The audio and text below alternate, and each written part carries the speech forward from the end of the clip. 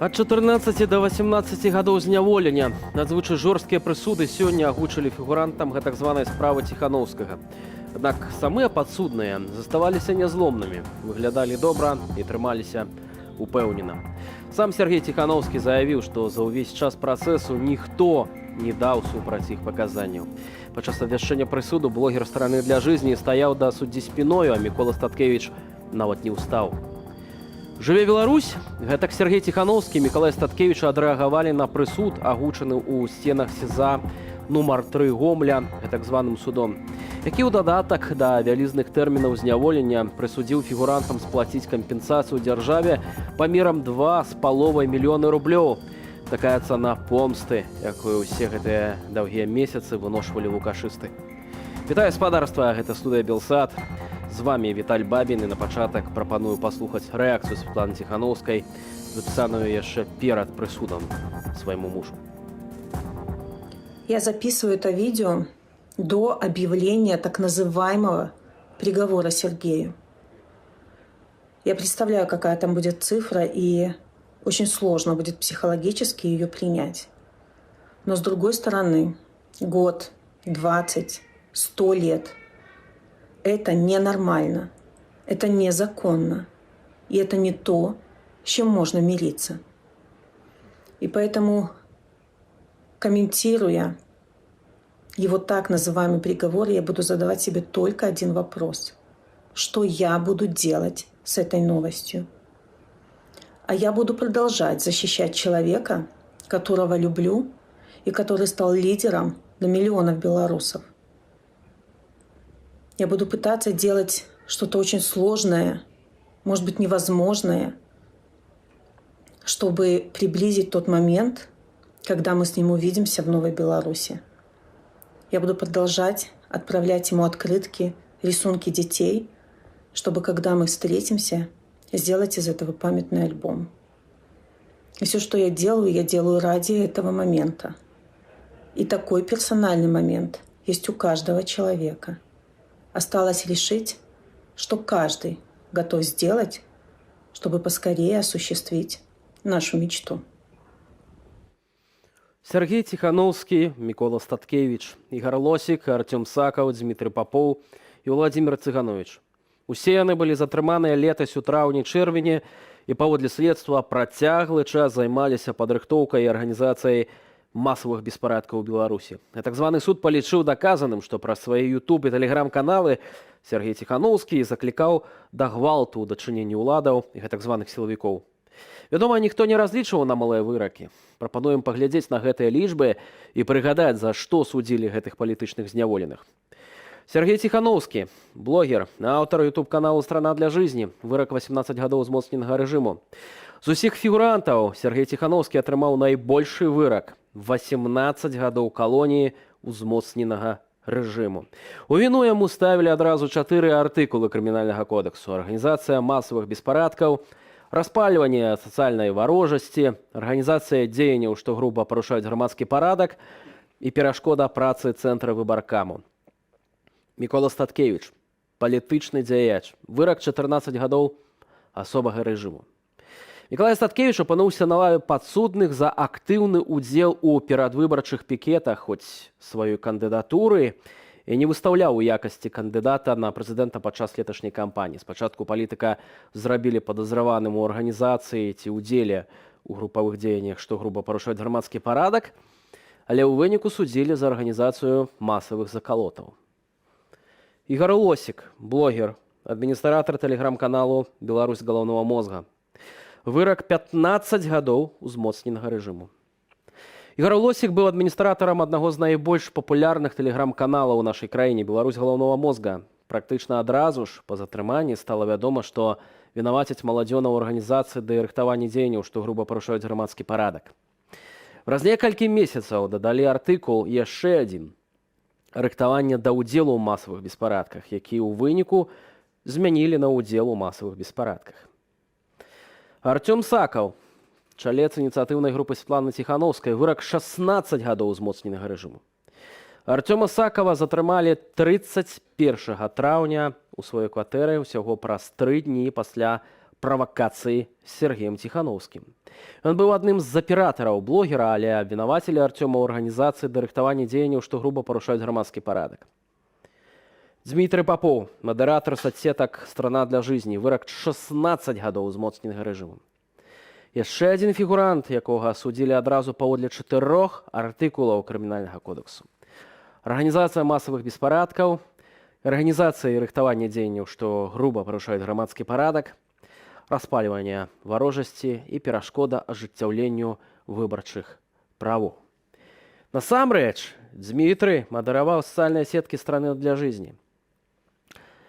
І Владимир Цыганович, блогер, аўтар ютуб-каналу «Мозгон», вырак 15 гадоў узмоцненага рэжыму. Блогера Владимира Цыгановича затрымалі летась у чэрвені для адбыцця адміністратыўнага арышту, вынесенага яшчэ ў сакавіку. Затым яму прысудзілі чарговыя сотні. А пасля зрабілі адным з фігурантаў справы Ціханаўскага, вінавацячы ў арганізацыі альбо ўдзеле ў групавых дзеяннях, што груба парушаюць грамадскі парадак. Асудзілі ж Владимира за ўдзел у масавых закалотах і распальванне варожасці. Вырак свайму мужу пракаментавала ў сябе на фейсбуку Марына Адамович, жонка Міколы Статкевіча, які атрымаў сёння 14 гадоў зняволення. Давайте паслухаем. Яны, безумоўна, не будуць сядзець столькі і выйдуць усе разам. Але мяне вельмі здзіўляе, неверагодна здзіўляе тая колькасць людзей, якія гатовыя прыняць умовы гульні. Мяне проста ўражвае тая колькасць людзей, якія маглі б пражыць жыццё як прыстойныя людзі, як паважаныя людзі. Але чамусьці зрабілі іншы выбар. Не так страшна страціць пасаду, не так страшна страціць працу, як страціць годнасць, як стаць злачынцам. Я шчыра дзякую ўсім за падтрымку. Сёння яе было вельмі шмат. Вялікі дзякуй, дарагія сябры. Я думаю, што агульны калектыўны пасыл, які мы можам зараз адпраўляць сусвету, это не ненавісць, а наша прага жыць у вольнай, прыгожай краіне, якую мы абавязкова з вамі пабудуем. І, ведаеце, я сёння глядзела на вочы нашых хлопцаў, яны абсалютна цудоўныя, яны не зламаныя, яны прыгожыя, яны моцныя. І нам уже тады грэх жаліцца, і грэх не быць моцнымі. Толькі разам, толькі упэўненыя у перамозе мы пабудуем нашу прыгожую Беларусь. Да тэмы гэтых жорсткіх прысудаў мы яшчэ не раз вернемся цягам нашага эфіру. Но зараз да яшчэ адной тэмы працягваецца візіт Светланы Ціханаўскай у Бельгію. Напярэдадні саміту ўсходняга партнёрства адбыліся сустрэчы з шэрагам еўрапейскіх палітыкаў на найвышэйшым узроўні. З Антверпену цяпер працуе наша корэспандэнтка Аліна Коўшак, якая падасць спадарству апошнія падрабязнасці. Аліна, добрый вечар, калі ласка, табе слова. Вітаю, Віталій, вітаю наше шановне господарство глядачоў.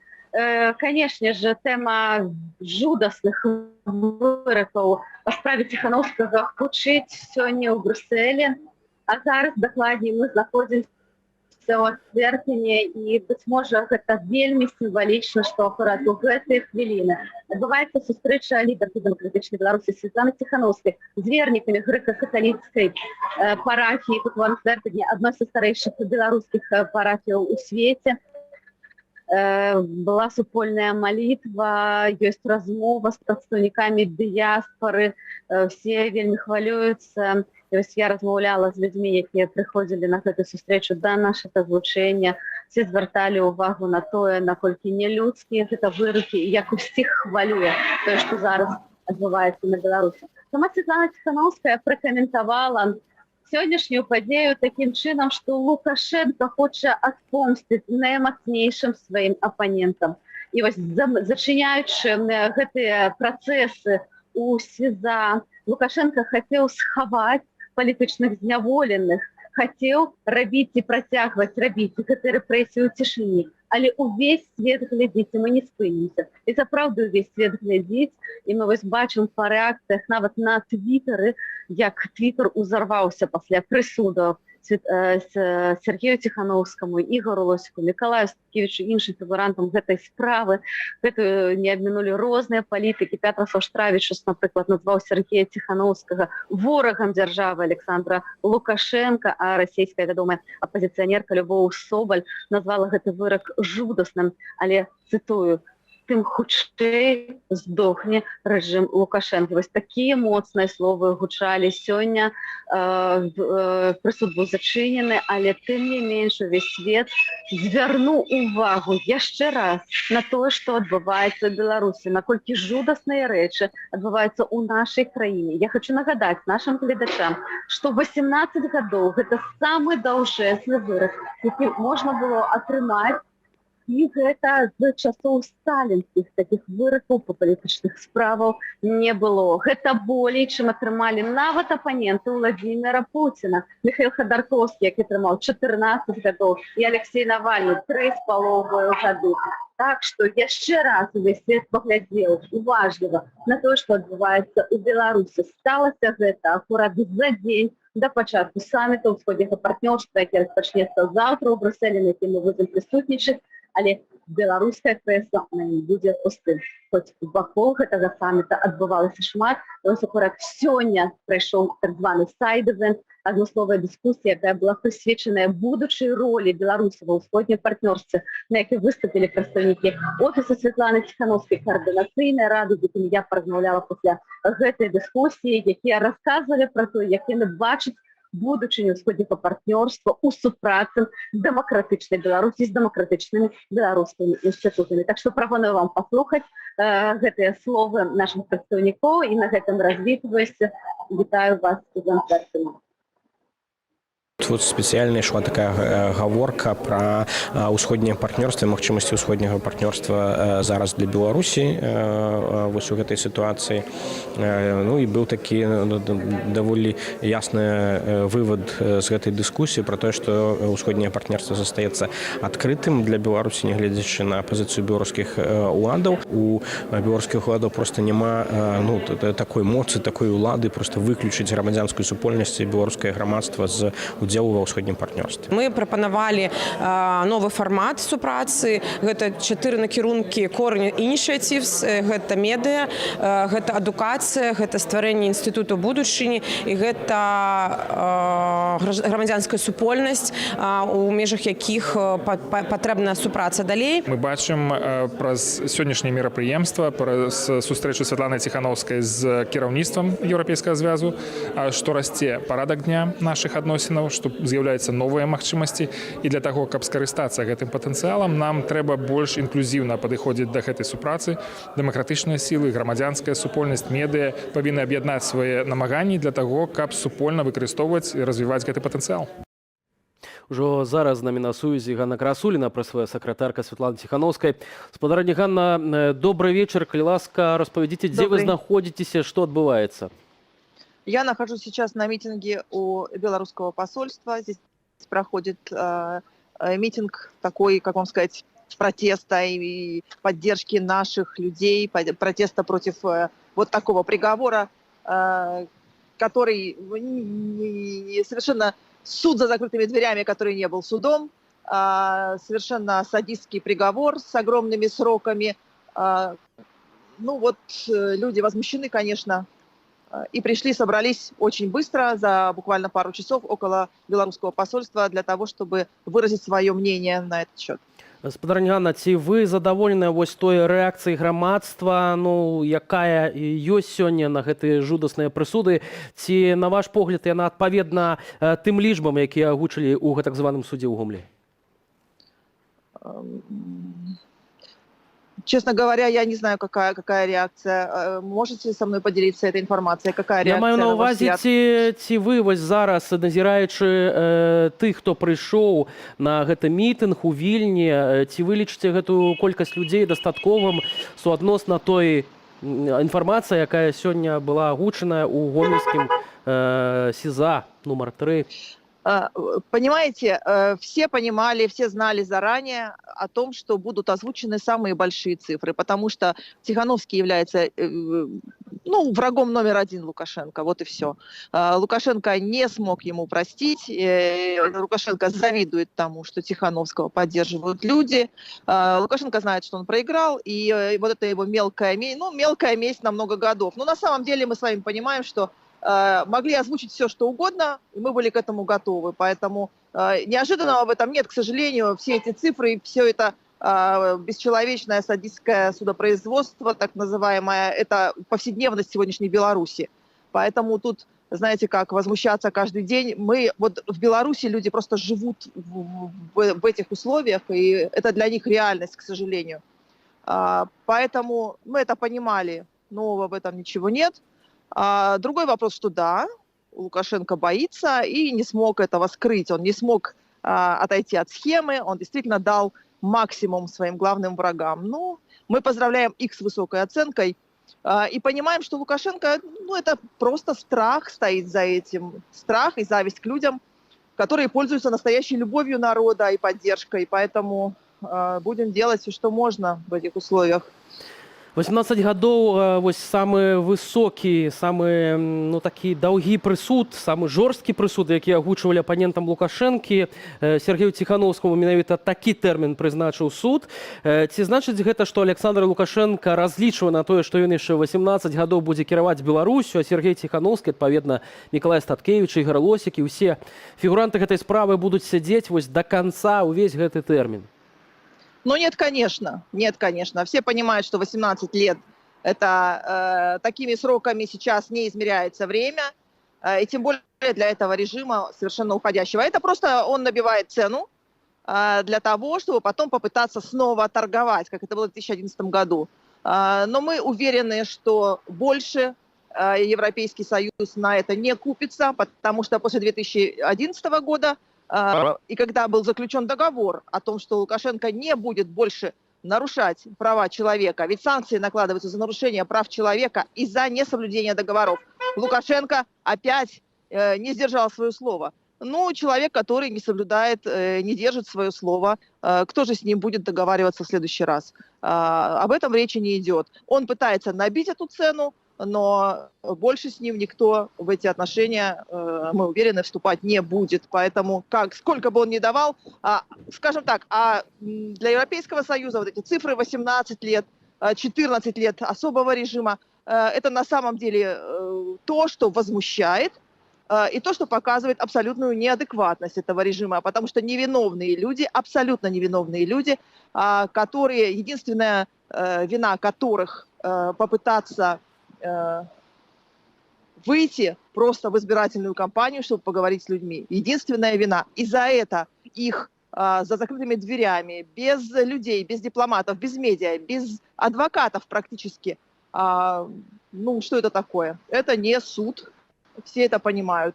И за такие вещи режим будет отвечать, и будет отвечать довольно скоро. Неадекватность этих цифр говорит сама за себя. Спадарняна, аднак усё ж такі відавочна, што чым больш узмацняецца ціск з боку еўрапейскага звязу, у тым ліку з ЗША, тым больш Лукашенко сябе неадэкватна паводзіць. Ці ўсё ж такі, нягледзячы на тое, былі б прынятыя санкцыі папярэднія ў адносінах да Беларусі і беларускага рэжыму, не былі б яны прынятыя, прысуд такі быў бы агучаны, як сёння? Ці ўсё ж такі ён быў бы мякчэйшым, на ваш погляд? Нет, смотрите, репрессии продолжаются в стране ровно потому, что Лукашенко прекрасно понимает, что люди не смирились. И что как только он прекратит репрессии, ситуация сразу выйдет из-под контроля.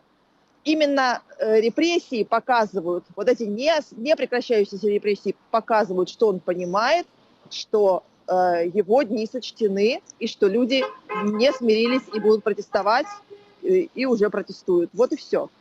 Так что как раз вот эти цифры показывают, что все у него плохо, и он это понимает. И понимают его подручные, которым это транслируется. Это попытка запугать белорусов, но на самом деле мы с вами понимаем, что как раз это просто его собственный страх. Это единственное чувство, которое он понимает и которым он руководствуется. Других чувств и других у него нет других ценностей в Ну, жизни, к магчыма, сожалению. яшчэ, канешне, асабістая помста. Дзякуй вялікі. Ганна Красульна, прэсавая сакратарка Светлана Ціхановская была з намі на сувязі з Вільня. Жонка палізняволенага Ігора Лосіка, якога сёння судзілі на 15 гадоў калоніі ўзмоцненага рэжыму, Дар'я Лосік, запісала эмацыйнае відэа. У ім яна звярнулася да ўсіх, хто спрычыніўся да жахлівага вырака яе мужу і ў першую чаргу да Александра Лукашэнкі, заклікаўшы яго сустрэцца з ёй твар у твар, гэтым самым даказаўшы, што ён не баязлівец. Минуточку внимания. Меня зовут Дарья Лосик, и я жена политзаключенного Игоря Лосика. Я хочу обратиться ко всем причастным к сегодняшнему беспределу. А именно, к судьям, прокурорам, представителям правоохранительных органов, работникам СИЗО и, конечно же, гражданину Лукашенко. Сегодня весь этот фарс, весь этот спектакль под названием «Суд по делу Тихановского» подошел к концу. Как вы себя чувствуете после этого всего, я спрашивать не буду, но очень надеюсь, что плохо. Каково вам жить дальше, обнимать своих детей, близких и любимых людей, зная, что вы натворили сегодня? Надеюсь, что плохо. Каково это – осознавать, что сломали судьбы и жизни невиновным людям? Надеюсь, что больно. Вы растоптали все законы и нормы права, хотя ваша работа – их соблюдать. Вы спрятались за дверями СИЗО, судов и тонированных микроавтобусов в надежде, что никто и никогда не увидит ваших лиц. А ваши дела, черные дела, никогда не выйдут наружу. А зря. Ведь судьи, прокуроры, силовики в этой игре просто пешки, которые при неудобном раскладе пойдут в расход. Система сожрет их так же, как сейчас пожирает честных и прекрасных людей в застенках тюрем. Поэтому я в очередной раз обращаюсь к гражданину Лукашенко. Александр Григорьевич, по всем телеканалам и интернет-ресурсам госпропаганды транслируют речи о том, какой вы смелый, как вы самоотверженно и непоколебимо спасаете страну от всех мыслимых и немыслимых напастей. Очень интересно, ведь вы боретесь с такими якобы страшными угрозами, но встретиться с одной простой девушкой, любящей женой и мамой, у вас смелости не хватило. Так, может, докажете, что это не так? И повторюсь, я одна. А вы можете посадить меня в один из ваших тонированных микроавтобусов, приставить мне к виску пистолет и в режиме полной анонимности вывести туда, куда вам будет угодно. Чего же вы боитесь? Ведь за вашей спиной, как вы уже сказали, 90% поддержки. Основная масса – это не только силовики, но и простые люди. Давайте же встретимся, и я расскажу, через что благодаря вашим подчиненным прошла наша семья. Каково это – пережить 2 голодовки мужа? Узнать, что он пытался покончить с собой прямо на глазах одного из ваших так называемых следователей. Как это, когда тебя помещают в камеру с психически нездоровыми людьми? И каково это – узнать, что психолог в СИЗО-3 города Гомеля подталкивает твоего мужа на новую попытку суицида? Я расскажу в цветах и красках о своих чувствах, которые возникают, когда наша дочь изо дня в день спрашивает: «Мама, а где папа? И почему он не ходит со мной гулять в парк?» А вы попробуйте объяснить мне, зачем мы прошли и продолжаем проходить через все эти пытки. Вы говорили, что не воюете с женщинами, но мой пример и пример десятков женщин-политзаключенных говорит об обратном. Я думаю, что тем для обсуждения более чем достаточно. Выбор места и времени я оставляю за вами. Убегать и прятаться за границей я не собираюсь. Докажите мне, что вы не трус. Жду приглашения. Ну, як спадарства думаеце, ці прыме гэты запрашэнне на сустрэчу Александра Лукашенка Дар'і Лосік? Не думаю. Тым часам апошні ўсё больш раскручвае гэты махавік рэпрэсіяў. Стала вядома пра чарговае затрыманне прадстаўніка бізнесу. На гэты разам работніка кампаніі Wargaming Дмітрыя Праснякова затрымалі нібыта за падпіску на тэлеграм-каналы, якія прызналі экстрэмісцкімі, і за рэпосты. Праваабаронцы пакуль не маюць інфармацыі, пры якіх абставінах ён быў затрыманы. Раней працаўнікі Губазіку прыйшлі да наступных людзей.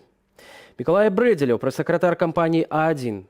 Пра затрыманне Мікалая стала вядома ўвечары 10 снежня. Неўзабаве на прыўладных тэлеграм-каналах з'явілася гэтак званае пакаяннае відэа, як заўжды, ганебнага і прыніжальнага характару.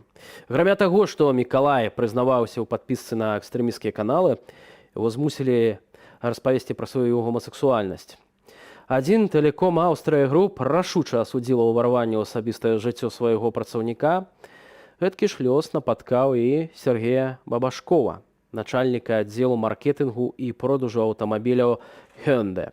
Яго змусілі каяцца не толькі ў падпісках, да і назваць суму сваіх заробкаў, але і прызнацца ў стасунках з іншым мужчынам.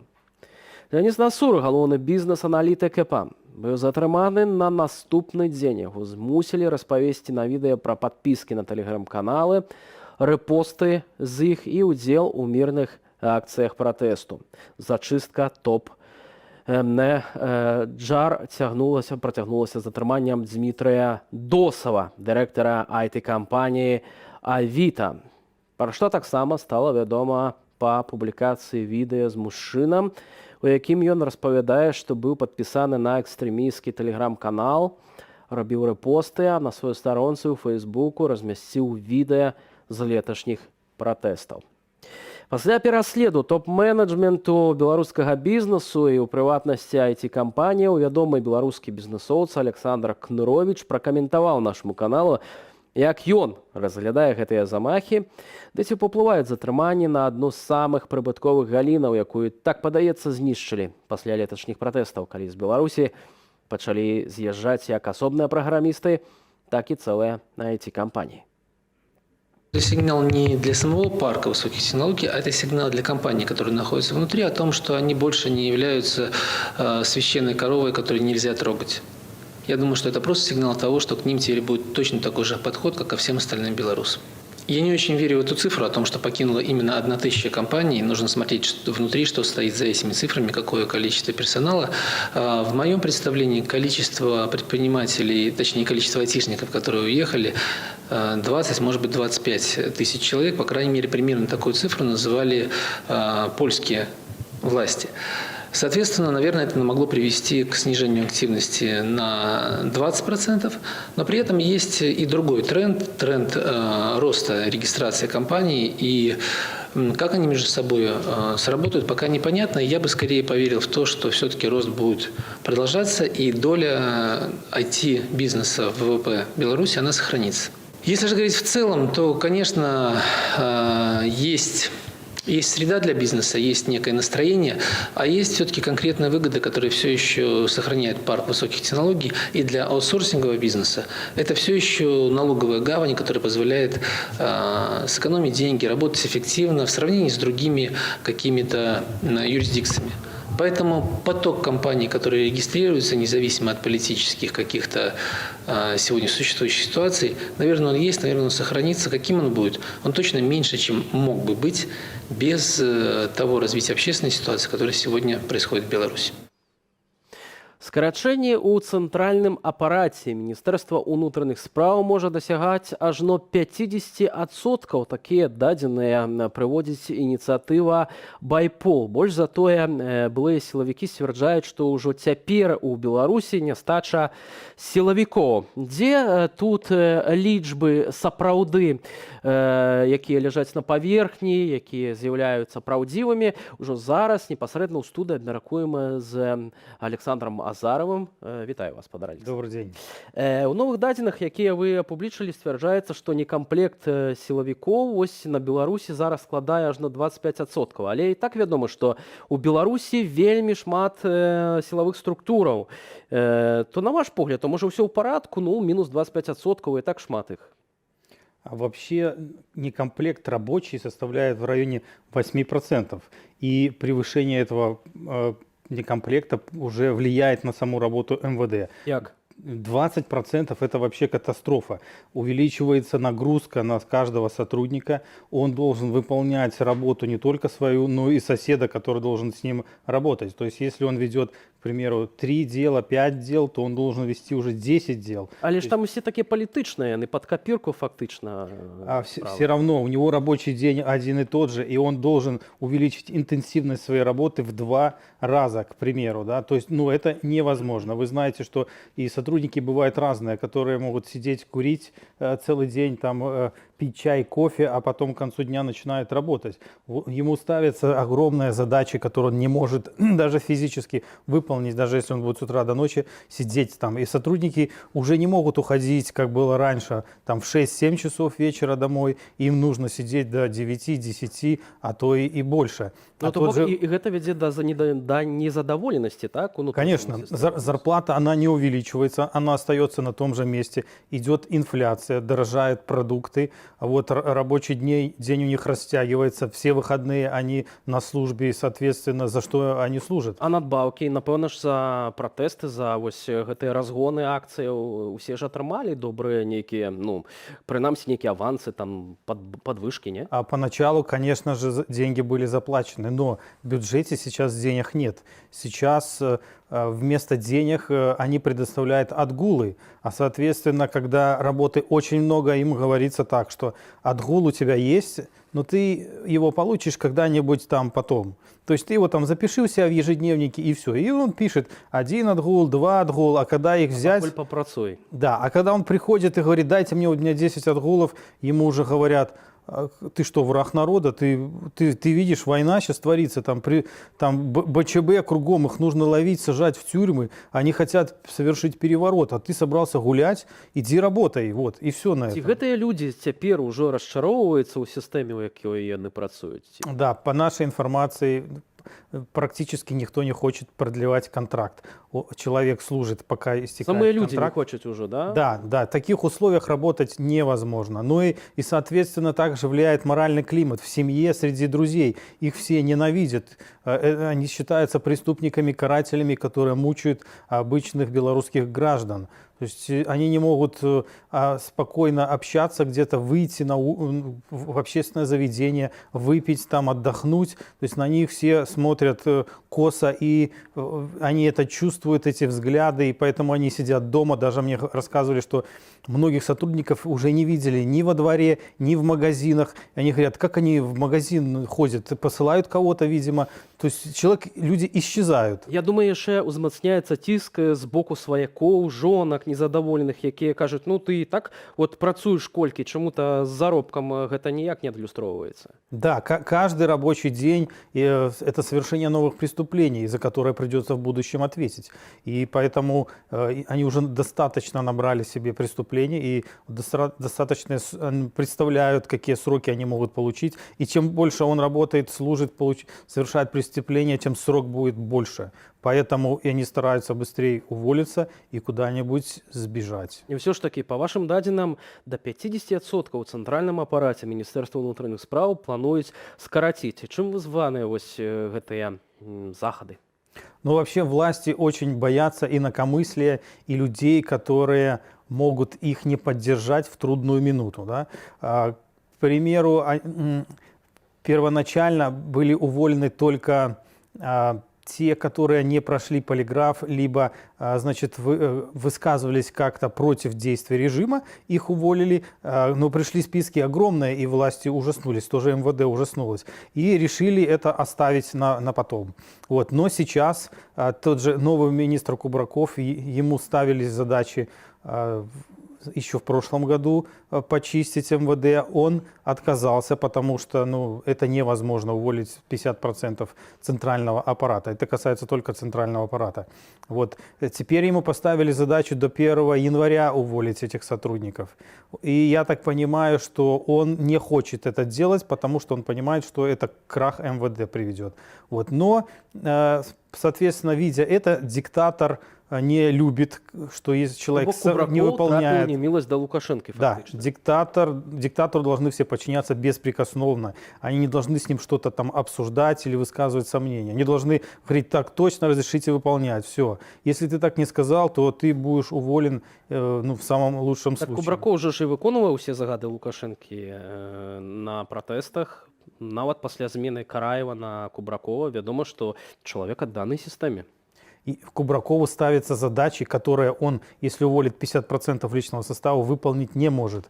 А Лукашенко не интересует, сколько у тебя сотрудников. Он поставил задачу, ты выполняй хоть сам. Хоть Кубраков должен, иди патрулируй улицы вместо тех, кого ты уволил. Его не интересует. Главное, чтобы в системе не было инакомыслящих. Но это касается не только МВД. Мы давали информацию в Государственном комитете судебных экспертиз. 200 экспертов до Нового года будут уволены. И там тоже катастрофическая ситуация. И эта ситуация наблюдается сейчас во всех правоохранительных органах. Па вашым дадзеным, міністра Івана Кубракова хутка могуць зняць з ягонай пасады. Хто можа заняць крэсла міністра внутренних справ? Да, мы уже говорили, что это будет Назаренко, который сейчас является первым заместителем, и в свое время он возглавлял внутренние войска, которые участвовали в подавлении протестов и проявили себя. Все белорусы помнят, как они бегали по улицам Минска, и солдаты с внутренних войск разбивали машины, в том числе даже и машины сотрудников, которые ехали,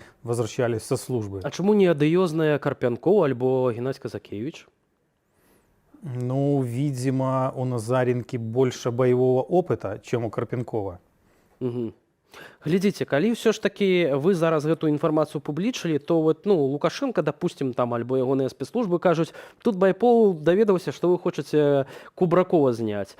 А ён скажет, ну тады не буду здымаць. Як вы лічыце, можа і так быць? Вообще нам все равно, снимет он Кубракова или не снимет.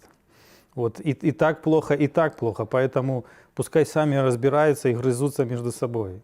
Все ж таки, да таго, як правесці гэтую спецаперацыю пад назвай рэферэндум у лютым, ужо улады усяляк плануюць, напэўна, і чакаюць нейкіх пратэсных настрояў, калі яны, канешне, яшчэ магчымыя. Чаму тады перад гэтым рэферэндумам звальняць вось такую колькасць людзей, нават з цэнтральнага апарату МУС? Потому что власти боятся, что они перейдут на сторону народа. Тады Им хто нужно будзе знать- разганяць, тады хто будзе звальняць? Ну, у сэнсе, калі іх звольнуць, яны і так могуць перайсці на бок народу. А хто тады будзе займацца парадкам, разганяць пратэсты і гэтак далей? Ну, остается только армия. Вы думаете, што армія будзе задзейнічана ў першую чаргу ў гэтым выпадку? Я думаю, что да. Если не хватит МВД, соответственно, у него нет выбора, будет привлечена армия, либо пограничный комитет. А якія там настроі? Ці вам вядома нешта про это? А там настрои такие же самые, как и в МВД. Везде все одинаково. Вот, поэтому... Но армия, она отличается тем, что там новобранцы, набирают новобранцев, которые выполняют приказы. Но среди новобранцев то же самое, очень много лиц, которые участвовали в протестах, не были привлечены и не замечены, и которых они сами призывают в армию. Поставлена задача, вот, кстати, раньше был такой способ якобы перевоспитания. Военкомом ставила задача всех футбольных фанатов призвать в армию призывного возраста, чтобы они там перевоспитались. Но реально они не перевоспитываются, а наоборот повышают свою физическую подготовку и получают навыки участия в боевых действиях. То есть это на руку нам в первую очередь. Так что пускай привлекает армию, посмотрим, что с этого получится. Все ж таки, на ваш погляд, ці ёсць ва ўладаў нейкі план на гэты рэферэндум? План есть всегда, но в МВД планы письменные, они его составляют, и они не могут отойти от этого плана, они проводят учения по этому плану, поэтому, в принципе, Скажем так, очень наколькі легко... сур'ёзна яны рыхтуюцца як да выбараў 2020 года? Сейчас я думаю, что это ближе. Они считают это таким же рубежом, как и выборы 2020 года. И сейчас видно, что пошли зачистки всех людей, которые участвовали в выборах в качестве наблюдателей, к примеру, проводится сейчас ОБСК, вы знаете, участников различных гражданских инициатив, организаций негосударственных. То есть сейчас пошла зачистка по всей стране. Вот. Но я хочу сказать, не стоит бояться. Эта зачистка направлена запугать людей, не привлечь всех к ответственности. Они никого не, вернее, всех не привлекут. Привлекут, возможно, того, у которого что-нибудь на обыске найдут, либо человек сам в чем-нибудь там признается. Сейчас идет просто массовое проведение обысков. Провели обыск, и человека отпустили, и все. Поэтому не стоит бояться этого обыска. Сделали обыск, и никаких проблем. Живи себе дальше. Ну што ж, а як будзе там далей, я думаю, час ўсё ж такі паставіць і пабачым, колькі сілавікоў гэтым разам пяройдзе на бок народу. Дзякуй вялікі. Александр Азараў, ініцыятыва «Байпол», экс-супрацоўнік УБАЗік, быў у нашай студыі спадарства. Яшчэ да адной тэмы ў Вільні правялі перформанс у водгук на сённяшнія прысуды фігурантам справы Ціханаўскага. Удзел у акцыі прынялі актывісты, а таксама былыя палітычныя вязні, якія самі прайшлі праз судовыя і турэмныя жорны дзеючага рэжыма. Лосик! Оскорблял действующего президента. Приговор виновен. Ям таракана! Мы продемонстрировали всем, что белорусский суд – это не суд, это судилище и давно не имеет права называться судом, а судьи, по сути, это люди, которые отправляют других людей, своих соотечественников на смерть. Мы хотели достучаться до простых людей, чтобы они также поняли, насколько важно поддерживать белорусский народ в их борьбе, которая до сих пор продолжается, несмотря на то, что вошла в такую тихую и негромкую стадию.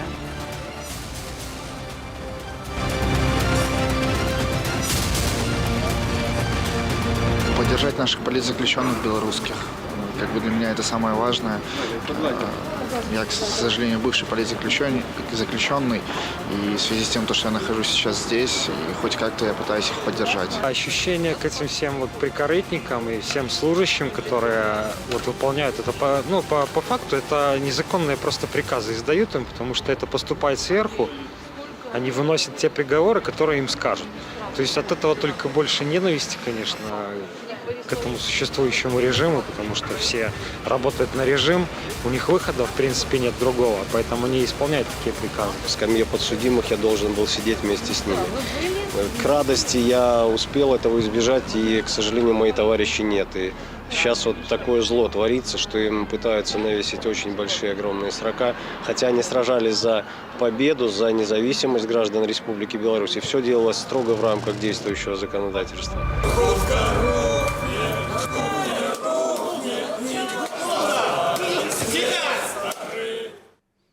Перформансы, культура, ну і, канешне ж, жорсткія прысуды. Гэта ўсё ўжо цяпер у нашай студыі абмяркуем з Мікалаем Халедзіным, праграмным дырэктарам Creative Politics Hub, вядомым беларускім рэжысёрам, і Наталіяй Калядой, сукіраўніцай беларускага свабоднага тэатру. Вітаю вас, спадарства. Сёння вынеслі прысуд яшчэ адным фігурантам, гэта музыкам з гурту «Эрдарат» Уладзіміру і Надзеі Калач прысудзілі за ўдзел у мірных акцыях пратэсту па 2 гады зняволення. І вось на фоне прысуду фігурантам справы Ціханаўскага гэта, падаецца, досыць такі мяккі прысуд. Што вы пра гэта думаеце? Тут надо все-таки рассматривать, наверное, скорее систему, нежели количество лет, которые объявляют властью. Количество лет — это ведь для властей это просто цифра. Она в воспаленном мозгу рождается, там 2 года, 5, 14. То есть я даже не очень понимаю, в чем разница. Да? То есть в чем вообще разница в поступках этих людей? Они все ничего не сделали. То есть почему вы даете одним, а почему не 100 лет объявить? Да? Если говорить о музыкантах, то музыканты там они даже не вели политическую деятельность, собственно говоря. Но сейчас ситуация такова, что количество людей искусства больше, чем сидящих за решеткой журналистов и правозащитников. Такого не было никогда. У нас всегда первыми отдувались журналисты, правозащитники за все. А люди искусства, это было странно вообще. Это не абсолютное удивление. Да, и теперь это просто какие-то уже десятки людей, десятки политзаключенных, людей искусства. Понятно почему? Потому что власть прекрасно понимает, что они должны сажать тех, кто не примет ее. Уже никогда не примет. И эти люди, конечно, мы же понимаем, что сфера искусства будет уничтожена вся до того момента, пока не уйдет власть. Да? То есть сколько они успеют уничтожить, как они думают уничтожить. На самом деле, те люди искусства как были, так и останутся, да? И более того, станут героями. Дорогая Наталья, чему, на ваш погляд, Лукашенко вот так боится? Ён нібыта у інтэрв'ю BBC кажа пра тое, што ўжо цяпер ледзь не 90% падтрымлівае. Гэта ці страх, ці асабістая помста? Што гэта вот этой лічбы все? Ну, если мы говорим непосредственно, продолжая тему людей искусства, быстро к ней возвращаясь, то абсолютно конкретно мы видим ситуацию, когда идет уничтожение культурной идентификации нации. Это главная задача власти – уничтожить то, кем мы являемся. Именно люди искусства создают то поле, где возможно трансформировать истории в надежды и мечты и в построение будущего. И в данной ситуации можно говорить о том, что креативность и моральность, то оружие, которое существует у людей искусства, это приводит диктаторов к панической атаке. Ну, до речі, про панічну атаку Лукашенки і свободний театр, так? Ведаю, що ви зараз збираєте сили і переїжджаєте ў Польшу. Ось, магчыма, вы б падрабязней гэта бы распавялі нашим гледачам. Ведаю, што сёння нават адмысловая прэсавая конференция была ў Варшаве. Да, сегодня мы провели пресс-конференцию. Благодарны, что с нами вместе в ней участвовали легенда кинорежиссуры Агнешка Холланд и вице-президент Варшавы. И на ней мы объявили о том, что театр прилетел сюда. Это произошло вчера.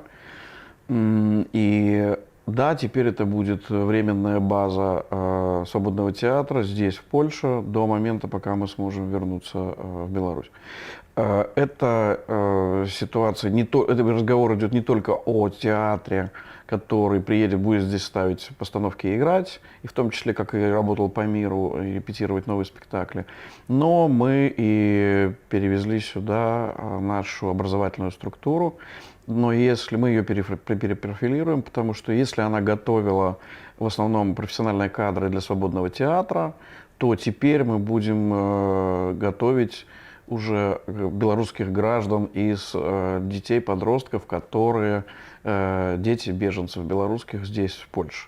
Мы понимаем, что им можно давать творческое образование, и мы будем это делать, потому что других вариантов, собственно, у этих детей нет, и все родители очень просят, чтобы мы этим занялись. Это большое количество детей, это большое количество семей, которым нужна наша помощь. Супер, вельмі такі, ну, добрый крок, так, з боку свабоднага тэатру. І ведаю, што, канешне, грандыозны праект, это вось новы зараз спектакль па раману Альгерда Бахарэвіча «Сабакі Еўропы», абсалютна неверагодная кніга. Спадарня Наталья, магчыма, вы б распавялі, што вы рыхтуеце такога? Ну, готовим бомбу художественную. Опять же, это произойдет премьера в марте грядущего года. Будет это на главной сцене Барбикон в Лондоне. Сцена данная считается самой большой сценой в Европе для театров. И наша главная задача вести стрим с главной сцены, потому что те сегменты, которые у нас имеются на руках, это книга «Собаки Европы», книга, которая признана экстремистской, автор, который запрещенный, театр, который запрещенный, будет играть на запрещенном языке белорусском, потому что мы знаем... Это ваши актеры будут непосредственно? Будут играть, конечно же, актеры Белорусского свободного театра. Сейчас мы начали тоже работать в партнерстве с теми актерами, которые в прошлом году вышли против власти и против насилия, и считаем, что свободный театр становится именно той площадкой, которая может работать с профессиональными кадрами. И это будет идти на Беларусь, потому что нашей основной целью остается все равно работать для наших зрителей внутри Беларуси.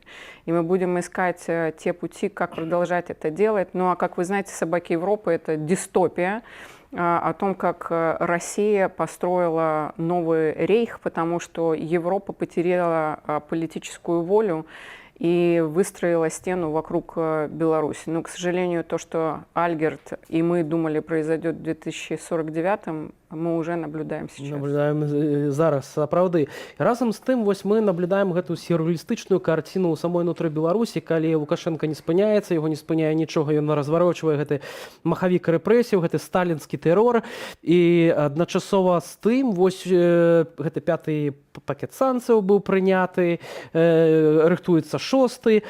Ці ўсё ж такі маюць рацыю тыя, у тым ліку, от, як Зінон Пазняк кажа, ну спыніцеся ўжо, колькі можна санкцыяў? Лукашенко яшчэ больш пасадзіць людзей, яшчэ больш будзем палітычных вязняў. Сёння, нагадаю, іх ужо 920, спадар Мікалай, як лічыце? Я категорически сторонник санкций, потому что это та удавка, которая может задавить этот режим.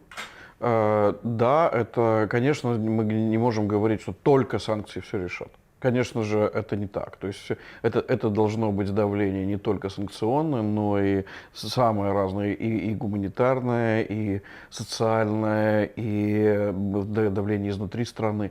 Да, в совокупности это приведет к смене режима. И если говорить про, например, даже про цифры, когда говорят, что ну а где меняли режимы, когда это вообще было и было ли. Вот была группа, которая занималась, это британская, американская группа, которая занималась изучением санкционных процессов. Они выяснили, что из 174 случаев применения санкций в 80 поменялись режимы. Но я хочу обратить внимание, это не значит, что это меньшинство, потому что в большинстве случаев как раз не требовалась смена режима, а требовалась корректировка режима за счет давления санкционного. И то, что сейчас власти говорят о том, что давайте приговаривать там, до 12 лет тех, кто за санкции, ну, да. До речі, а ось депутат, так званий депутат Олег Гайдукевич, каже, що санкції роблять нашу країну мацней. То тады ў чым логіка? Калі вы прызываеце, нехта прызывае, там, заклікае да санкцыяў, ім даваць 12 гадоў, тут трэба даваць, напэўна, прыз, спадарні Наталья? Ну да, приз мы примем. Это «Свободная демократическая Беларусь», где Светлана Тихановская станет первым демократическим президентом. Это будет нашим призом. А в настоящий момент, когда мы говорим о 6-м пакете санкций и о других мерах, я в этом году пришла к умозаключению и концепции «смерть от 1000 мелких порезов». Это то, каким образом можно добиться ухода Лукашенко от власти. Потому что, само собой, санкции – это один механизм. И, как мы видим, Евросоюз и Великобритания и Америка, они не наносят тот удар, который должен быть нанесен, потому что санкции не принимаются системно, в них отсутствуют стратегии.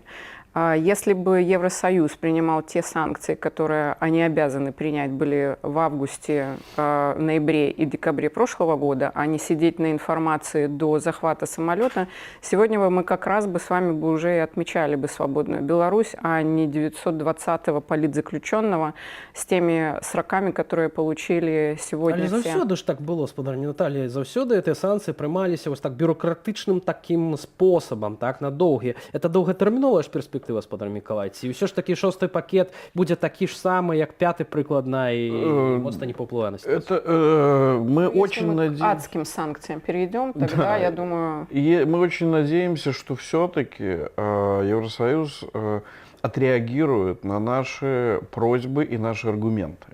Потому что в случае, если это не будет сделано, то эти санкции не будут иметь никакого смысла. Вы 5-м пакетом задоволены? 5-м нет, потому что это вообще гибридный пакет, он был спровоцирован, собственно говоря, вот этой историей на границе.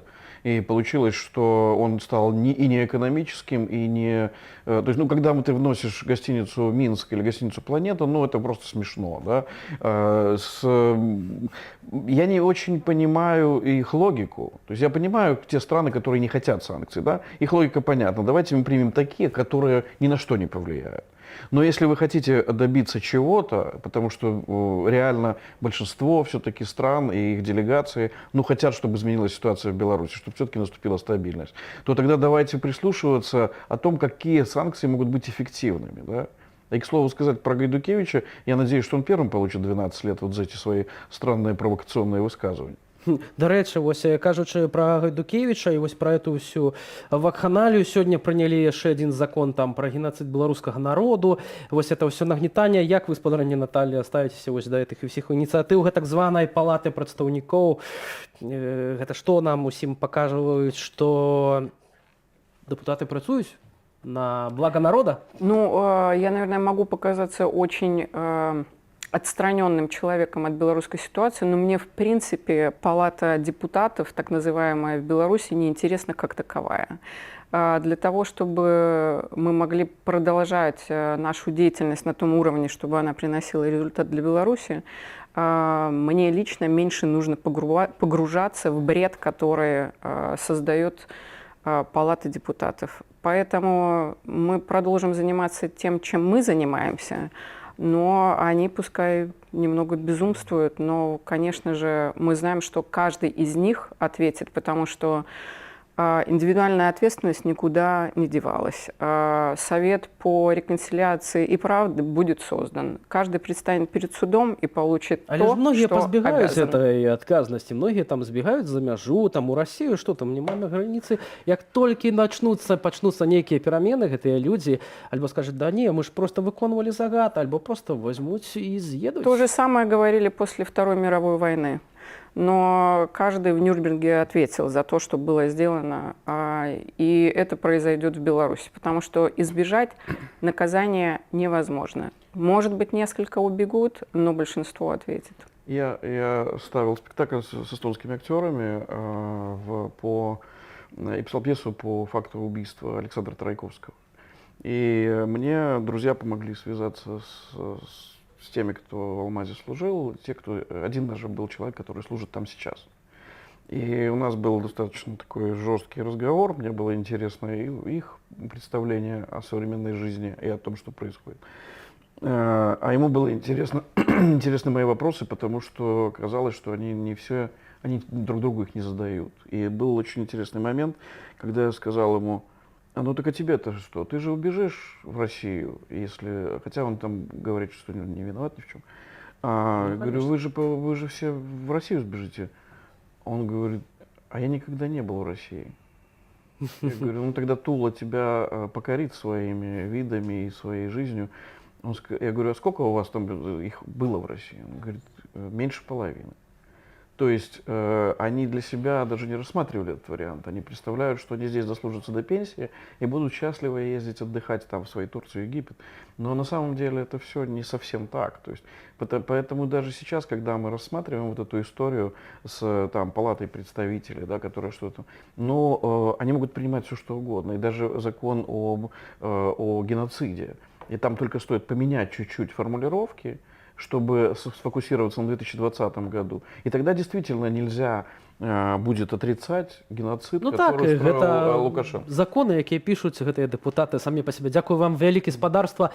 Мікалай Халезін, праграмны дырэктар Creative Politic Club, Hub, рэжысёр, і Наталя Каляда, сукіраўніца беларускага свабоднага тэатру, былі спадарства госцямі ў нашай студыі. Разам з тым, нагадаю, яшчэ 920 чалавек прызнаныя на гэты момант палітычнымі вязнямі ў Беларусі, сярод іх 30-гадовы Артём Саўчук, праграміст, аматар сноўборду і аўтамабіляў, неабыякавы і сумленны чалавек. Суд Фрунзенскага району Менску засудзіў Артёма Саўчука на 4 гады калоніі узмоцненага рэжыму, нібыта за ўдзел у масавых закалотах, апрача таго, амаль 2000 рублёў запатрабаваў ад яго Менск Транс. Рубрыка «Жыве» сканчвае наш сённяшні эфір. З вами працаваў я, Віталій Бабін. Наперадзе аб'ектыў, галоўныя навіны дня па-беларуску, і без цэнзуры не прапусціце.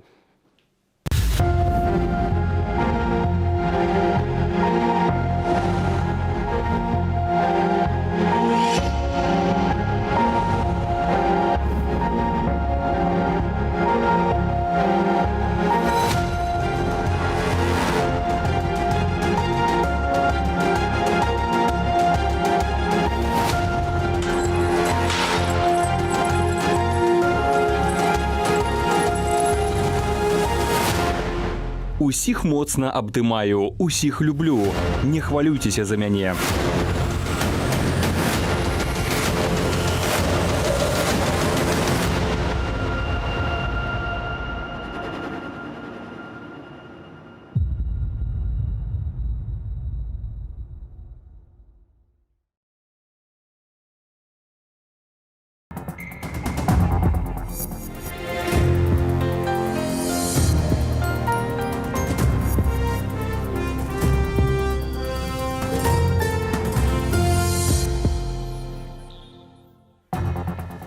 Вітаю спадарства, у студыі Александра Пуціла. Напад эмігрантаў на польскую мяжу 16 лістапада кіраваў намеснік старшыні памежнага камітэту Беларусі генерал-майор Роман Подлінеў. Пра гэта паведаміў прадстаўнік польскіх спецслужбаў. А што яшчэ ў аб'ектыве?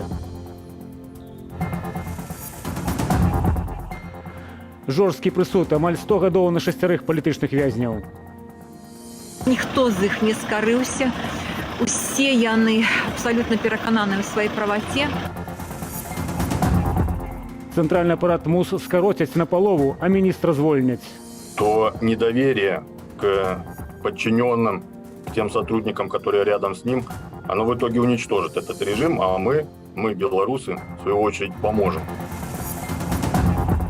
Навошта режим взялся за бизнесовцев и программистов? Я думаю, что это просто сигнал того, что к ним теперь будет точно такой же подход, как ко всем остальным белорусам. От 14 до 18 гадоў калоніі абвесцілі прысуд у гэтак званай справе Ціханаўскага. Звонку выраку чакалі еўрапейскія дыпламаты, а для абвінавачаных завяршэння нагодаю стала магчымасць хоць праз краты пабачыць родных. Працягне тэму Ірына Дарыфійчук. 18 гадоў калоніі ўзмоцненага рэжыму Сергею Ціханаўскаму. У будынку гомельскага СІЗА вынеслі прысуд у адным з самых працяглых палітычных працэсаў у гісторыі Беларусі. Вялізныя тэрміны атрымалі і іншыя фігуранты гэтак званай справы Ціханаўскага. Па 16 гадоў калоніі ўзмоцненага рэжыму Артём Сакаў і Дмітрий Попоў, па 15 Уладзімір Цыгановіч ды Ігар Лосік. 14 гадоў калоніі асобага рэжыму Мікалай Статкевіч. Ніхто з іх не скарыўся. Усе яны абсолютно перакананы ў сваёй праваце. Сергей Тихановский просил асабліва перадаць, што ні адзін чалавек за гэтыя 6 месяцаў судовага працэсу не даў супраць іх ніякіх паказанняў. Паводле Марыны Адамович, апроч тэрмінаў зняволення, абвінавачаным таксама прысудзілі выплаціць грашовыя кампенсацыі, нібыта нанесенай дзяржаве шкоды. Инкриминированы организация массовых беспорядков, организация групповых действий, грубо нарушающих общественный порядок, сопряженных с явным повинением законным требованиям представителей власти, повлекшее нарушение работы транспорта, в умышленных действиях, направленных на возбуждение социальной вражды и розни. А таксама нібыта перашкода працы Цэнтральнай выбарчай камісіі. Следства ў справе Ціханаўскага цягнулася больш за год. Фігуранты зазнавалі ціск і катаванні за кратамі, што падкрэсліла Дар'я Лосік у звароце да Лукашэнкі. Давайте же встретимся, и я расскажу, через что благодаря вашим подчиненным прошла наша семья. Каково это пережить 2 голодовки мужа? Узнать, что он пытался покончить с собой прямо на глазах одного из ваших так называемых следователей. Как это, когда тебя помещают в камеру с психически нездоровыми людьми? И каково это узнать, что психолог в СИЗО-3 города Гомеля подталкивает твоего мужа на новую попытку суицида? 6 слаба звязаных паміж сабою блогераў, палітыкаў і актывістаў затрымалі летась яшчэ да прэзідэнцкіх выбараў. Сергей Тихановский стаў вядомым дзякуючы YouTube-каналу «Страна для жизни». Калі праз чарговае затрыманне блогер не здолеў падаць дакументы для ўдзелу ў прэзідэнцкіх выбарах, ён стаў кіраўніком штабу жонкі, якая падала дакументы замест яго. Летась 29 траўня ў горадні падчас пікету для збору подпісаў у выніку правакацыі Тихановскага затрымалі.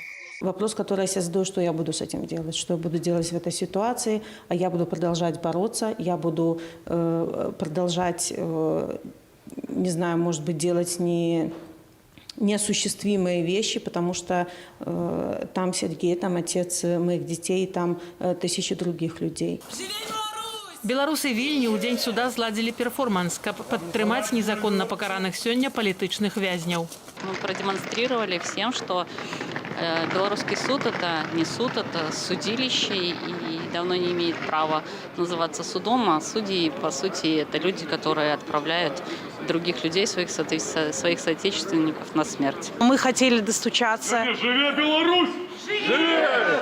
Мы хотели достучаться до простых людей, чтобы они также поняли, насколько важно поддерживать белорусский народ в их борьбе, которая до сих пор продолжается, несмотря на то, что вошла в такую тихую и негромкую стадию. Як і родныя палітычных вязняў, удзельнікі акцыі перакананыя, што зняволеныя выйдуць з-за кратаў нашмат раней за прызначаныя ім тэрміны. Ірына Дарыфійчук, Белсат. У Міністэрства ўнутраных справаў звольняць больш за палову супрацоўнікаў цэнтральнага апарату. Такую інфармацыю агучыла ініцыятыва былых сілавікоў «Байпол». Даже тому министру, который ковал так временную победу режима над народом осенью прошлого года, даже этот министр заслужил вотом недоверия из-за того, что он вступился за тех сотрудников центрального аппарата, которые подлежат увольнению, что оставили в свое время подпись за альтернативных кандидатов в президент. Если кто-то думает, что можно было отсидеться, приспособиться, то, как поступают с теми же милиционерами и собираются поступить с теми же милиционерами, показывает, что отсидеться где-то в стороне невозможно. Паводле байпол міністр унутраных справаў Кубракова атрымаў загад до 1 студзеня ачысціць шэрагі ад недабрадзейных грамадзянаў. Ініцыятыва сцвярджае, што спісы ўжо гатовыя, толькі ў цэнтральным апараце збіраюцца звольніць больш за 500 асобаў. Паводле звестак байпол і міністра таксама зменяць за тое, што ён нібыта выказаўся супраць маштабных звальненняў. Замест Кубракова кіраваць ведомствам будзе ягоны першы намеснік Юрый Назаренко, які камандаваў унутранымі вайскамі ў перыяд здушэння пратэстаў 2020 года. Ініцыятыва сцвярджае, што маштабныя чысткі ў кіраўніцтве МУС маюць адбыцца пасля рэферэндуму аб змене Канстытуцыі. Беларусь і аб'яднаная Еўропа працягнуць супрацу, незважаючы на патугі рэжыму Лукашэнкі. Напярэдадні 6-го саміту ўсходняга партнёрства дэмакратычныя сілы нашай краіны сустрэліся з еўрапейскімі партнёрамі. Тэму працягне Валера Руселік. Крэсла Беларусі на 6-м форуме ўсходняга партнёрства, які стартуе заўтра, не застанецца пустым. Гэтымі днямі ў сталіцы аб'яднанай Еўропы працуе дэлегацыя беларускіх дэмакратычных сілаў на чале са Святланаю Ціханаўскаю. Сёння ў Брусэлі прайшла адмысловая дыскусія, арганізаваная пры падтрыманні форуму грамадзянскай супольнасці Міністэрства замежных справаў Чэхіі. Усходняе партнёрства застаецца адкрытым для Беларусі, нягледзячы на пазіцыю беларускіх уладаў, тому что гэта такая палітыка Еўрапейскага Саюзу, і у беларускіх уладаў просто няма такой моцы, такой улады просто выключыць грамадзянскую супольнасць і беларускае грамадства з удзелу ва ўсходнім партнёрстве. Тое, што Лукашенко яшчэ ўлетку спыніў удзел Беларусі ва ўсходнім партнёрстве, не адпавядае інтарэсам нашай краіны, падкрэслівае сябра каардынацыйнай рады Вольга Кавалькова. А таму замест дыктатарскага рэжыму Беларусь у праграме будуць рэпрэзентоўваць менавіта дэмакратычныя сілы у фармаце групы «Еўразвяз Беларусь». Мы прапанавалі новы фармат супрацы. Гэта 4 накірункі Core Initiatives, гэта медыа, гэта адукацыя, гэта стварэнне інстытуту будучыні і гэта грамадзянская супольнасць, у межах якіх патрэбна супраца далей. І галоўныя вынікі сённяшняй сустрэчы не могуць не цешыць, заўважае кіраўнік кабінету Святланы Ціханаўскай Валер Кавалеўскі. Вельмі важна было пабачыць на ўсіх гэтых мерапрыемствах, што еўрапейскі звяз, нацыянальныя ўрады абсалютна падтрымліваюць стратэгію ціску на рэжым Лукашэнкі, што менавіта максімальны ціск і змушэнне яго да спынення рэпрэсій, вызвалення палітзняволеных і пачатку дыялогу з беларускім грамадствам застаецца актуальным. Это падтрымліваецца і ніхто з гэтым не спрачаецца. Бо ўсе цудоўна разумеюць, Беларусь гэта не Лукашенко, Беларусь гэта мы, беларусы. Валер Руселік, Белсат. Не дамовіліся наконт санкцыяў. Прэм'ер-міністр Літвы Інгрыда Шыманіце не выключае сыходу літоўскага ўраду ў адстаўку праз сітуацыю вакол транзіту ўгнаення ў Беларусь-Калію. Калі дзейнасць ураду выклікае так шмат пытанняў, то, напэўна, урад, калі не можа на іх адказаць, павінны завяршыць свае паўнамоцтвы, і новы ўрад мог бы працягнуць працу з нуля. У адказ Прэзідэнт Літвы Гітанас Наўседа заявіў пра важнасць забеспячэння стабільнасці ў грамадстве і ўнутранай палітыцы. Транзіт угнаення ў Беларусь-Калію праз Літву працягваецца, нягледзячы на тое, што на мінулым тыдні ўступілі ў моц санкцыі ЗША ў дачыненні гэтай кампаніі. Прычына ў тым, што беларускі бок заплаціў літоўскаму 10 мільёнаў еўраў авансу за перавоз сваёй прадукцыі ў порт Клайпеды. Раней у сувязі з гэтым міністр замежных справаў Габрыелюс Ландсбергіс і транспарту Марус Скуодзіс падалі прэм'еру заявы пра адстаўку. Беларусаў могуць пачаць судзіць за публічную адмову ў генацыдзе беларускага народу падчас Другой сусветнай вайны і пасля яе. Сёння адзінагалосна адразу ў 2 чытаннях ухвалілі законапраект аб генацыдзе беларускага народу, працягне Антон Каменскі.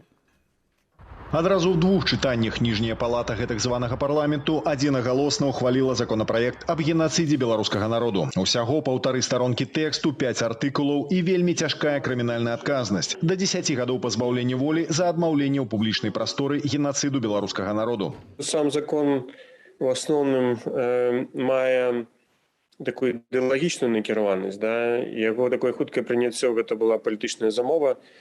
а не нейкае сапраўднае жаданне разабрацца з мінулым той войны. Аўтарка законопроекту дэпутатка Лілія Ананіш сваю ініцыятыву патлумачыла, цытата, «мэтамі захаваць гістарычную памяць, умацаваць нацыянальную бяспеку і супрацьдзеяць фальсіфікацыі падзеяў і вынікаў другой сусветнай». Мы гэтым законам гаворым пра тое, што злачынствы, чыненыя нацыстамі і нацысцкімі памагатамі на беларускай зямлі супраць савецкіх грамадзянаў, гэта генацыд. Тыя планавыя знішчэнні і масавыя знішчэнні беларускага народу заканадаўчым мы прызнаем генацыдам. Законапраект вельмі сыры, у ім няма ні спасылак на працы гісторыкаў, ні канкрэтных фармулёвак. А тэрмін генацыду абмежаваны дзесяцігоддзем з 1941 па 51 год і не ахоплівае перыяду сталінскіх рэпрэсій, калі савецкія ўлады планамерна, фізічна знішчалі беларускі ды іншыя народы, падкрэслівае гісторык Яўген Дудкін. Ці захоча потым ідэалогія расказ пра гэта ў школах дзецям у вучняў? Чаму не возяць у курапаты вучняў масава на месца расстрэлу, каб паказаць, што гэта перыяд такі складаны? Чаму? Бо можа гэта невыгадна, правда? Лепш паказаць, што ёсць праблемы знешнія там. Знешні вораг. Адсутнасць адпаведнага закону раней не перашкаджала ўладам пераследаваць сваіх апанентаў. Увесну па абвінавачванні ў нібыта рэабілітацыі нацызму арыштавалі мастака Алеся Пушкіна. За таксама нібыта рэабілітацыю нацызму ды апраўданне генацыду беларускага народу за кратамі застаюцца кіраўніца Саюзу палякаў Беларусі Анжаліка Борыс і журналіст Анджэй Падшобут. Размытыя фармулёўкі новага закону дазволяць уладам больш шырока выкарыстоўваць яго супраць апанентаў і прыхільнікаў бел-чырвона-белай сімволікі. Перакананы палітолог Андрэй Казакевіч. Чыста эмацыйна і ідэалагічна гэты пасыл пра генацыд і ідэя самого закона добаваецца на вышэйшым палітычным кіраўніцтве, напэўна, персанальна самому Александру Лукашенко. І толькі для гэтага, толькі для того, каб спадабацца і адпавядаць гэтым чаканням, такі законы прымаюцца. Размовы пра генацыд беларускага народу Александр Лукашенко пачаў у адказ на заходнія санкцыі. Маўляў, не мы нацысты, бо збіваем уласны народ, а вы. То есть, как были они нацистами, так они остались, только формы. Совершенно другие формы. Законопроект яшчэ мае ўхваліць Савет Рэспублікі і падпісаць Лукашенко, але выглядае на тое, што гэта ўжо звычайная фармальнасць. Антон Каменскі, Белсат. Завтра змяняюцца правілы ўезду ў Польшчу. Цяпер мінуць польскую мяжу стане складаней. Новыя захады, звязаныя з ростам захворванняў на ковід і выяўленнем новага штаму. Цяпер пры ўездзе ў Польшчу з-за межаў шэнгенскай зоны трэба мець пры сабе адмоўны ПЛР-тэст. Зрабіць яго можна будзе альбо пры ўездзе, альбо за 24 гадзіны да перасячэння мяжы. Вакцынацыя не будзе вызваляць ад тэставання.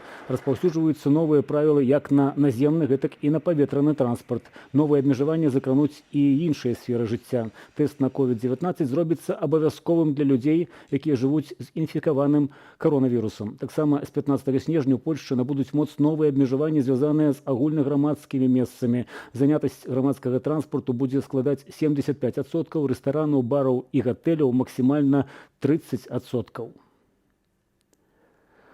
Свабодная эканамічная зона, не блытаць са свабодную палітычную. Беларускія сілавікі затрымалі дырэктара IT-кампаніі «Айвітам» Дмітрыя Досава. Запісалі пакаянне на камеру пра тое, што ў сацсетках распаўсюджваў ён нібыта экстрэмісцкія матэрыялы. За апошні тыдзень гэта затрыманне трэцяга IT-прадпрымальніка. Пры тым, што першых двух змусілі каяцца не ў палітычнай, а ў сэксуальнай арыентацыі. Юлія Цяльпук пра ціск у парку высокіх тэхналогіяў. Я Пресняков Дмитрий Валентинович. На відэа затрыманы беларускімі сілавікамі супрацоўнік кампаніі Wargaming, лідара сярод распрацоўнікаў камп'ютарных гульняў. Сёння ж стала вядома пра затрыманне яшчэ аднаго айцішніка Дмітрая Досава. У Менскім парку высокіх тэхналогіяў айці-прадпрымальнік і венчурны інвестар узначальвае кампанію «Айвітам». Супрацоўнікі Губазік і з ім запісалі паказальнае відэа. Также я заснял видео несанкционированного митинга. Некалькі дзён таму затрымалі таксама прэс-сакратара аўстрыйскага сотавага аператара А1. Бредельф Николай Олегович, 34 года, город Минск. Казаць Мікалая прымусілі, між іншага, аб сексуальных перавагах. Гэта выклікала пратэст кіраўніцтва кампаніі, якая ў Беларусі налічвае амаль 5 мільёнаў абанентаў. Частка з іх выкарыстоўваюць лічбавае тэлебачанне ад А1, а таксама захоўваюць звесткі і хмарныя сервісы у найбуйнейшым дата-цэнтры краіны. Для самого парка высоких технологий это сигнал для компаний, которые находятся внутри, о том, что они больше не являются священной коровой, которую нельзя трогать. Я думаю, что это просто сигнал того, что к ним теперь будет точно такой же подход, как ко всем остальным белорусам. 1 снежня уламіліся да менеджера IT-кампанії ЭПАМ Андрэя Швыдрыка. 11 снежня затрымалі галоўнага бізнес-аналітыка ЭПАМу Дзеніса Насуру. Гэтак жа за падпіскі і каментары ў соцсетках трапіў у рукі сілавікоў Глеб Скуратаў, вядучы DevOps-інжынер Oxagile. Задержаны 11 граждан, которые разместили в сети интернет кощунственные, оскорбительные и вызывающие отвращение от степени цинизма комментарии в связи с недавней трагической гибелью на учениях 2 российских десантников. Вымываюць свабоду меркавання і апазіцыйнасць сектару, які ў 2020 годзе заняў 3-е месца ў валавым прадукце краіны. За апошнія 5 гадоў экспарт IT-паслуг у Беларусі вырас у 2,5 разы, да 2,5 мільярдаў долараў. Інфармацыйныя тэхналогіі – гэта 3-я паводле важнасці крыніца экспартных даходаў, пасля нафтапрадуктаў і калійных угнаенняў. Даходы апошніх у 2022 годзе упадуць праз дзеянне заходніх санкцыяў. Прыцягваць інвестыцыі ў айчынныя высокія тэхналогіі становится складаней, але цікавасць захоўваецца, лічыць эксперт. И для аутсорсингового бизнеса это все еще налоговая гавань, которая позволяет сэкономить деньги, работать эффективно в сравнении с другими какими-то юрисдикциями. Поэтому поток компаний, которые регистрируются независимо от политических каких-то сегодня существующих ситуаций, наверное, он есть, наверное, он сохранится. Каким он будет? Он точно меньше, чем мог бы быть без того развития общественной ситуации, которая сегодня происходит в Беларуси. Другая хваля пошуку ворагаў у галіне высокіх тэхналогіяў стартавала восенню гэтага года. Першая была год таму. На знак пратэсту або ў пошуках спакойнага месца для працы краіну пакінулі па розных ацэнках каля 20 000 работнікаў галіны. Юлія Цяльпук, Белсат. Сёння агучылі вырак у справе музыкаў беларускага гурта «Ірдарат». Владзіміра і Надзею Калачоў абвінавацілі ў арганізацыі дзеянняў, што груба парушаюць грамадскі парадак. Іх засудзілі на 2 гады калоніі агульнага рэжыму. Слово солідарнасці палітзняволеным выказалі беларускія музыкі. Я полностью на вашем боку. Хотя, конечно, знаходзячыся ў бяспецы і за межамі, я шмат не могу зрабіць для того, каб вас выпусцілі і кончыўся гэты вэрхал. Але я могу толькі падтрымаць вас і сказаць, што мы не забудемся на тое, што зараз тварыцца. Мы все готовы падтрымліваць сваякоў, падтрымліваць Вову і Надзю, як яны ёсць. Я ведаю, што вельмі шмат хто піша з усяго свету. І мы ў Варшаве, напрыклад, з аркестрам ладзілі падтрымку, і канцэрты, і запісваем відэа. І вось эта салідарнасць, яна будзе даваць сілы. Сябры, мы разам з вами. Вы ў нашым сэрцы, у нашай творчасці, у нашых думках. Трымайцеся, калі ласачка. Усе прысуды, усе абвінавачанні, усё гэта незаконна, усё гэта неправда. Гэта вольныя, свабодныя людзі, якія занимались толькі творчасцю, толькі музыкай і больш нічым іншым. Трымайцеся, ребятки. Усё будзе добра. Гэта ўся інфармацыя ў аб'ектыве. Больш навінаў на нашым тэлеграм-канале, а таксама на сайце. Наперадзе размова Віталія Цыганкова. Я развітаюся з вами. До завтра.